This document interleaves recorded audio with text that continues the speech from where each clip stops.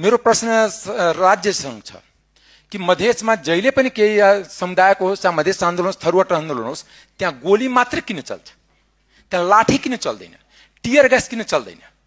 दुनियाँमा नेपाल बाहेक कुनै पनि देशलाई एसएलआर दिँदैन, नेपाल प्रहरीलाई पुलिसलाई एसएलआर दिँदैन, नेपालमा मात्र एसएलआर दिन्छ। पुलिसलाई कसैले ढुङ्गा हान्यो भने त्यो त एसएलआर हान्छ, गोली हान्छ, उसँग त लट्ठी छैन, टियर ग्यास छैन। या त हाम्रो ट्रेनिङ पुगेन, या किन मधेसमा यहाँको सुरक्षा निकायमा जाने बित्तिकै त्यहाँ एउटा मनोविज्ञान क्रिएट हुन्छ। त्यो मनोविज्ञान के हुन्छ कि यो विदेशी सेना हो, विदेशी फौज, किन त्यो मधेसी त्यसमा अनुहार देख्दैन, चाहे नेपाल आर्मीमा होस् चाहे सशस्त्रमा होस् चाहे नेपाल, उनको प्रतिनिधित्व कम छ। फेरि यिनीहरू जाने बित्तिकै त्यसलाई गोली ठोक्छ, टियर ग्यास चलेको लाठीचार्ज चलेको इतिहास देख्दैन। म सरकारसँग आग्रह गर्न चाहन्छु कि सरकारले टियर ग्यास लाठीचार्ज यिनीहरूको व्यवस्था गरोस्, न कि सिधा गोली हानोस्।